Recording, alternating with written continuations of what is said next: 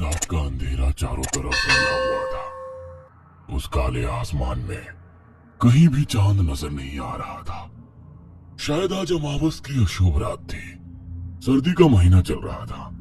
चौराहा घना कोहराम फैलता जा रहा था। जंगल में लोमड़ी अपनी अजीब भयानक आवाज में रो रही थी, जिससे माहौल और डरावना हो रहा था। पेड़ पर बैठा वो उल्लू अपनी बड़ी बड़ी आंखों से रात के इस डरावने माहौल का आनंद ले रहा था। बड़े बड़े पेड़ों से ढका हुआ जंगल दिख रहा था। उसी जंगल के बीचों बीच से एक हाईवे जा रहा था। हाईवे की सड़क के पास जरा दूर एक माइलस्टोन दिख रहा था। उस माइलस्टोन पर लिखा था यूपी 70 किलोमीटर। उसी माइलस्टोन के पीछे एक और 5 फुट बड़ा बोर्ड लगा हुआ दिख रहा था, जिसपे लिखा था यूपी पुलिस बोर्ड, कृपया देर रात में इस सड़क का उपयोग ना करें। रात को यहाँ छलावा फिरता है। रात में इस सड़क का उपयोग जानलेवा हो सकता है। अचानक ना जाने कैसे वो टूट के जमीन पर गिर गया, और तभी जंगल में सुनसान हाईवे पर घने कोहरे को चीरता हुआ बड़ा कंटेनर ट्रक आगे आ गया। ट्रक में 2 लोग बैठे थे। एक का नाम रघु सिंह था, जो ड्राइव कर रहा था। रघु एकदम सीधा साधा नेक किस्म का इंसान था। वो बजरंगबली का बड़ा भक्त था। दूसरा इंसान था श्यामलाल, जो रघु का ही साथी था। श्यामलाल 1 नंबर का निठल्ला और ठरकी किस्म का इंसान था। रघु और श्याम दोनों किसी बड़े कंपनी का माल ट्रक में लिए मुंबई से यूपी की ओर जा रहे थे। अरे यार, आज बहुत ठंड है नहीं? ट्रक ड्राइवर रघु के बगल में बैठे मध्यम कद के श्यामलाल उर्फ श्याम ने कहा, हाँ भाई, ठंड तो है और रास्ता भी कोहराम से बहुत धुंधला हो गया है। उस ट्रक ड्राइवर रघु ने श्याम से कहा, हाँ यार, वैसे ठंड बहुत है और इस ठंड में कोई लड़की मिल जाए ना तो मजा आ जाएगा। श्याम ऐसे बोल के बेशर्म की तरह हंसने लगा, पर रघु को उसकी ये बात अच्छी नहीं लगी, इसलिए वो गुस्सा हो गया और बोला, अबे हरामी, चुप साले, ज्यादा निठल्ला ना बन, वरना एक दिन इसी लड़की की वजह से जिंदगी से हाथ धो बैठेगा। हाँ। रघु की बात हमेशा की तरह श्याम ने एक कान से सुनी और दूसरे कान से छोड़ दी। अरे रघु, आगे देख। श्याम ने आगे रास्ते की ओर देखते हुए कहा। थोड़ी दूर सड़क पर एक लाल साड़ी वाली औरत खड़ी थी। ये बजरंगबली, इतनी ठंड में ये कौन है, और वो भी इस वक्त इस सुनसान हाईवे पर? कहीं कोई भूत तो नहीं है? रघु ने एक बार श्याम को तो कभी सामने सड़क पर उस औरत को देखकर ये शब्द कहे। अबे रघु, पागल हो गया है क्या? सामने लड़की खड़ी है और तू भूत बोल रहा है? चल गाड़ी रोक और बेचारी को लिफ्ट देते हैं। श्याम ने रघु पर जरा सा चिल्लाते हुए कहा। अरे पर रघु ने इतना कहा होगा कि श्याम ने वही वाक्य तोड़ दिया और बोला, तुम्हें मेरी कसम है रघु, गाड़ी रोक दे। श्याम के कसम खाते रघु ने ट्रक उस महिला के बगल में रोक दिया। अरे मैडम जी, इतनी रात आप कहाँ जा रही हैं? हम छोड़ दें क्या आपको? श्याम ने उस महिला को नीचे से ऊपर तक देखते हुए कहा। उस महिला ने लाल साड़ी पहनी थी। उसकी गर्दन नीचे की ओर थी।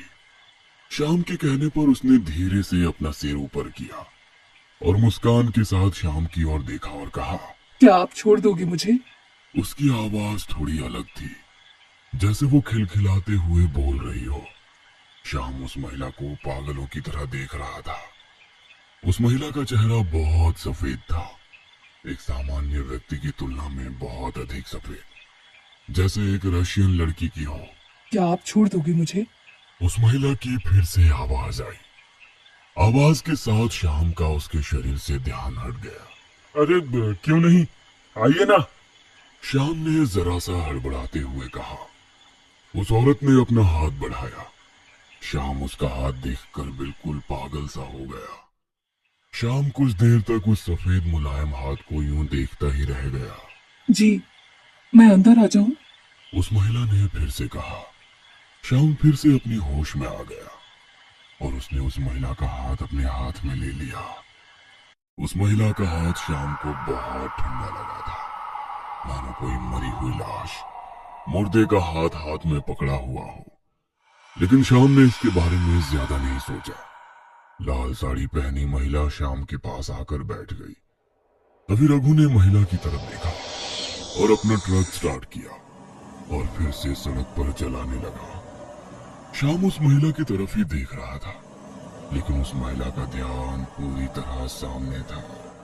बहन जी, आप इतनी रात को यहाँ क्या कर रही थी? रघु ने उस महिला से सवाल पूछा। महिला ने सामने की ओर देखते हुए ही जवाब दिया। मेरी मौसी की बहन की शादी थी, मैं वहां से लौट रही थी।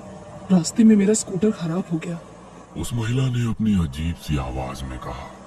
बहन जी, मैंने आपकी स्कूटी नहीं देखी। वो रघु ने आगे देखते हुए गाड़ी चलाते हुए कहा, लेकिन उस महिला ने उसकी बात का कोई जवाब नहीं दिया। तो रघु ने फिर कहा, ओ बहन जी, आपकी स्कूटी? अरे रघु, चुप हो जा यार, उनकी स्कूटी होगी वहीं कहीं। स्कूटी लगा रखा है, हम छोड़ देंगे ना उन्हें। श्याम ने रघु की ओर गुस्से में देखते हुए कहा। वैसे रघु जरा सा चुप बैठ गया। जी, आपका नाम क्या है? श्याम ने महिला की ओर देखते हुए कहा। मेरा नाम अनामिका है। वाह, क्या बढ़िया नाम है। श्याम ने अनामिका की ओर देखते हुए कहा। साला नौटंकी, चला मस्का लगाने। श्याम के वाक्य पर रघु ने मन ही मन कहा। वैसे आप इस साड़ी में बहुत अच्छी लग रही हो। क्या आपकी शादी हो गई है? श्याम ने अनामिका की ओर देखते हुए कहा। वैसे अनामिका ने इतना ही कहा। जी हाँ। अनामिका ने इतना कहा ही था कि रघु जोर जोर से हंसने लगा। अबे हंस क्यों रहा है? मजाक हुआ है क्या? श्याम ने रघु पर चिल्लाते हुए कहा। हाँ तो बड़ा मजाक हुआ है। रघु फिर हंसते हुए बोला। अरे ये पागल है, ऐसे ही हंसता रहता है। श्याम ने अनामिका की ओर देखा और मुस्कुराते हुए कहा, पर अनामिका का पूरा ध्यान सामने था। उसने श्याम के वाक्य पर कुछ भी प्रतिक्रिया नहीं दी, लेकिन श्याम के इस वाक्य पर रघु को बहुत गुस्सा आया था और वो श्याम को गुस्से से देख रहा था। ऐसे ही कुछ समय बीत गया होगा। रघु ने फिर से कहा, अरे बहन जी, एक बात तो आपसे पूछी ही नहीं मैंने। आपको ड्रॉप कहाँ करना है जी? यहाँ से 30 से 40 किलोमीटर पर मेरा घर आ जाएगा।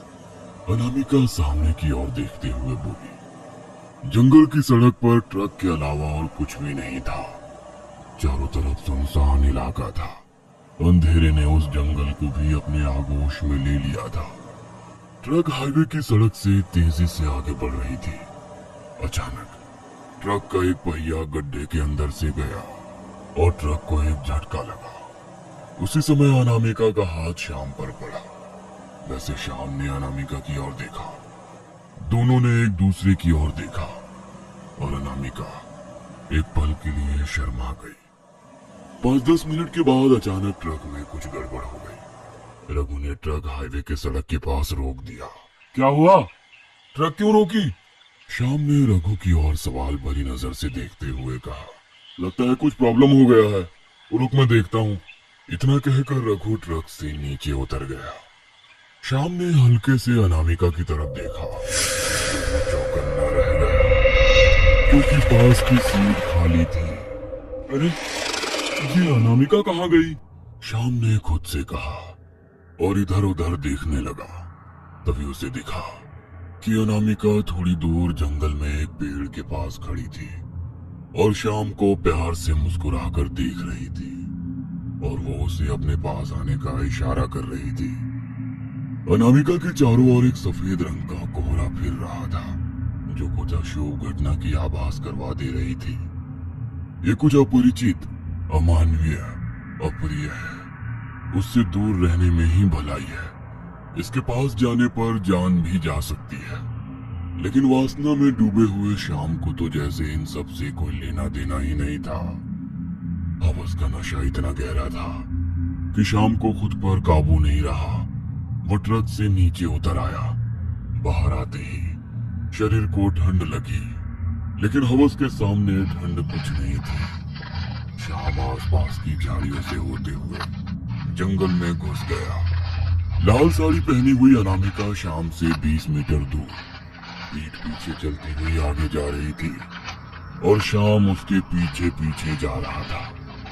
श्याम अपने आगे की ओर चलती हुई अनामिका को आपस भरी नजरों से देख रहा था, लेकिन उसे एक बात ध्यान में नहीं आई कि वो अनामिका के पीछे पीछे चलते चलते जंगल के बीच में आ गया है। एक तरह से वो एक भयानक जाल में फंस गया था, जिससे निकलने का केवल एक ही रास्ता था, मौत। ए श्याम, जरा स्क्रू ड्राइवर लाना, रघु ने जोर से बोला, लेकिन उसके सवाल पे सामने से कोई जवाब नहीं आया। ए श्याम, ए श्याम, रघु ने फिर श्याम को आवाज लगाई, लेकिन कोई जवाब नहीं आया। साला क्या घटिया किस्म का इंसान है, लड़की मिल गई तो दोस्त को भूल गया। हरामी साला, रघु अपने आप से बोला और वो खुद ही स्क्रू ड्राइवर लेने ड्राइवर सीट के पास आया। जैसे ही वो ट्रक के दरवाजे पर पहुंचा, उसने दूसरी आवाज दी और अंदर झांक के देखा, लेकिन अंदर कोई नहीं था। दोनों सीटें खाली थी। यार, ये दोनों कहाँ गए? रघु ने खुद से ही कहा। उसने स्क्रू ड्राइवर उठाया और अपना काम करने चला गया। ओ अनामिका जान, रुको ना, कहाँ तक ले जाओगी? वैसे भी यहाँ कोई देखने वाला नहीं है। श्याम ने अनामिका की ओर अजीब सी मुस्कान के साथ देखते हुए कहा। अनामिका उसकी बात सुनकर रुक गई। श्याम के चेहरे पर मुस्कान फैल गई और वो उसकी ओर चलने लगा। अनामिका जान, इधर देखो ना। श्याम ने उसके कंधे पर हाथ रखा और उसकी पीठ से लिपट गया। जैसे ही श्याम ने उसे गले लगाया, उसके नाक में एक सड़ी हुई गंध घुस गई, जैसे कोई चूहा मरा हुआ हो। श्याम उस बदबू को सहन नहीं कर पाया और उसने अनामिका को आगे धकेल दिया। छी, कितनी बदबू आ रही है। श्याम ने अनामिका की ओर देखते हुए कहा। इस वाक्य पर अनामिका ने मुड़कर उसकी ओर देखा। जैसे ही श्याम ने अनामिका का चेहरा देखा, श्याम के शरीर पर एक तेज कांटा खड़ा हो गया। कुछ देर पहले अनामिका के सुंदर रूप ने अब भयानक रूप ले लिया था।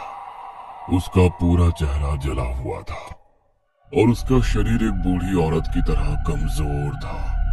उसकी आंखें पीली थी, अंधेरे में चमक रही थी, जिसमें एक काला टिक्का था। हाथ और पैर के नाखून डायन की तरह बढ़ गए थे, बाल सफेद हो गए थे और उसके सुंदर सफेद दांत भी अब काले दिखने लगे थे। मुंह से लार की तरह एक खास काला तरल पदार्थ निकल रहा था। शाम को दूर लाकर उस छलावे ने उसे अपना असली रूप दिखाया था, जो देख शाम को ठंड में भी पसीना आने लगा। ये रूप उसकी समझने की क्षमता से बाहर था। शरीर में रक्त वाहिकाएं धड़क रही थी और सूज गई थी। कौन हो तुम? अनामिका का भयानक विभत्स रूप देखकर शाम की वासना क्षण भर में ही समाप्त हो गई। वासना की जगह अब डर ने जगह ले ली। डर से उसकी पूंगी बज गई थी। क्या तुमने मुझे नहीं पहचाना? अनामिका के गले से एक भयानक अशुद्ध ध्वनि की आवाज निकली। वो आवाज सुन के शाम के कान के पर्दे फट गए। अनामिका ने अपने काले दांत दिखाते हुए शाम को देख हंस पड़ी और उसने अपने दोनों हाथ फैलाते हुए और अजीब ढंग से मुस्कुराते हुए कहा, मैं वही अनामिका हूँ, तुम्हारी जान। आओ मुझे गले लगाओ ना, आओ। ऐसे कहते ही वो छलावा धीरे धीरे शाम की ओर बढ़ने लगा। अरे नहीं, अरे नहीं, मेरे पास मत आओ। ये कहकर शाम झाड़ियों में से दौड़ने लगा। पीछे मुड़कर देखने की उसकी हिम्मत नहीं हुई।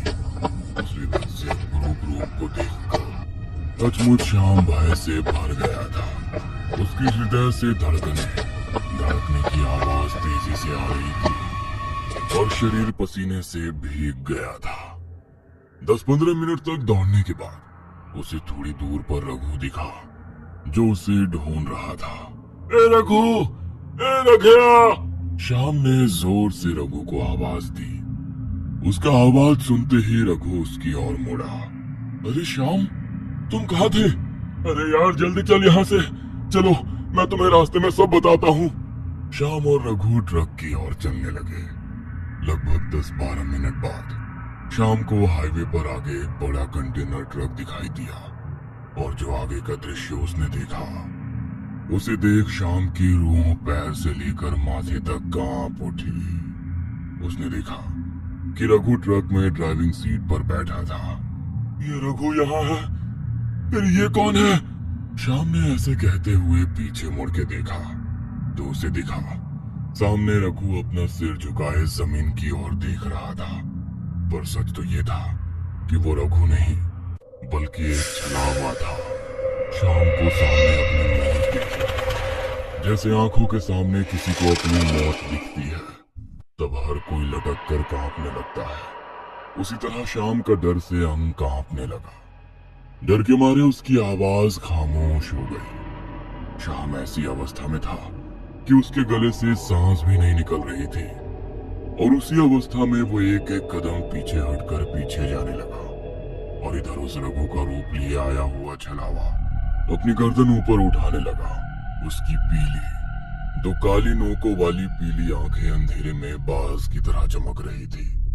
जिस तरह रात के अंधेरे में घूम रहे कुत्ते और बिल्ली की आंखें रोशनी के संपर्क में आने पर एक खास तरह से चमकने लगती है, उसी तरह उस पिशाच छलावे की आंखें पीली रंग चमकने लगी थी। छलावे ने फिर से अपना भयानक रूप लेना शुरू किया।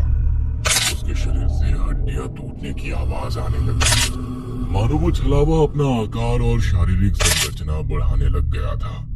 छलावे ने पागलों की तरह अपने अंगों को मोड़ते हुए अपना रूप और शरीर 8-9 फीट तक बढ़ा लिया, जो सामान्य मानव के तर्क से परे था। शाम उस अमानवीय रूप को अपने स्थिर आंखों से देख रहा था। आखिरी प्रयास के रूप में शाम ने ट्रक की ओर देखा और जोर से चिल्लाकर रघु को आवाज देने ही वाला था कि तभी किसी ने एक हाथ से उसका मुंह बंद कर दिया। भाग जाएगा, है? भाग जाएगा, छलावे के चंगुल से भागेगा। आज तक छलावा के चंगुल से कोई नहीं बचा है। शाम के कानों में एक तेज गहरी कर्कश ध्वनि गूंजी और इसके साथ ही एक अजीब सी हंसी भी। और इस वाक्य के साथ छलावे ने अपना तेज पंजा उसके पीठ में घोंप दिया। साथ ही शाम की नाक और गले से भी गाढ़ा लाल खून निकलने लगा। झटका इतना जोरदार था कि बिना खून खराबे के कई छरे गिरे। खून से लथपथ हुआ शाम कुछ ही देर में मर गया। तुम्हारी जुबान बहुत चलती है, हाँ? छलावा ने शाम की लाश को देखते हुए जोर से कहा और उसने शाम की जीभ को बाहर निकालते हुए अपने मुंह से गाड़ते हुए बाहर निकाल दिया और चबा के खाने लगा और बेसब्री से दूसरी जीभ का इंतजार करने लगा। अगले दिन UP highway police station Raghu अपने दोस्त की गुमशुदगी का मामला लेकर थाने आया था। थाने में एक हवलदार टेबल पर बैठा फाइल में कुछ लिख रहा था। रघु उस हवलदार के पास गया और बोला, नमस्ते हवलदार साहब, मेरा दोस्त कल हाईवे पर गायब हो गया है। इतना कहकर रघु ने सामने बैठे हवलदार को सारी बात बताई। हवलदार ने सब कुछ सुनने के बाद रघु से कहा, चलो मेरे साथ। हवलदार टेबल से उठा और पुलिस थाने में ही एक रूम के अंदर चला गया। रघु भी उसके साथ गया। कमाल है, रिपोर्ट भी नहीं लिखवाई और कहाँ ले जा रहा है? रघु मन ही मन बोला। हवलदार और रघु एक रूम में आए और उस रूम में दीवार पे एक बड़ा सा बोर्ड लगा था जिस पर लगभग 50 से ज्यादा गुमशुदा लापता लोगों के पासपोर्ट साइज फोटो लगाए हुए थे। उसी फोटो में कल रात दिखी उस अनामिका का फोटो भी था। क्या आप इस लड़की से मिले? हवलदार की बात पर रघु ने बड़ी आंखें करते हुए कहा, जी हाँ सर, यही थी वो, इसी के साथ गया था मेरा दोस्त, प्लीज उसे ढूंढिए। रघु ने हवलदार से कहा, अब कुछ नहीं हो सकता, तुम्हारा दोस्त मर गया। हवलदार बोला। उसकी बात सुन के रघु सुन्न रह गया और बोला, क्या बोलना चाहते हैं आप? अरे जो दीवार पे फोटो लगे हैं ना, ये सब भी तुम्हारे दोस्त की तरह ही लापता हुए हैं और इन तस्वीरों को दीवार पर लगे 30 साल हो गए हैं, लेकिन हम भी अभी तक इनमें से किसी को भी ढूंढ नहीं पाए हैं। क्योंकि कल तुम जिस हाईवे से ट्रक लेके जा रहे थे, वहाँ अमावस की रात को छलावा घूमता है। और हाँ, वो जो छलावा होता है ना, वो कई इन लापता लोगों का रूप लेके मासूम लोगों को अपनी जाल में फंसाकर शिकार करता है, और तेरे दोस्त को भी कल छलावा ही लेकर गया है। हवलदार की बात सुनकर रघु की बोलती बंद हो गई थी। रघु ने पुलिस स्टेशन की दीवार पर नजर डाली तो उसमें 50 से अधिक गायब तस्वीरें दिखी। उस दिन से रघु ने ट्रक ड्राइव करना छोड़ दिया था और वॉचमैन की नौकरी करने लग गया था। और आज भी यूपी के उस हाईवे पर वो छलावा घूमता है।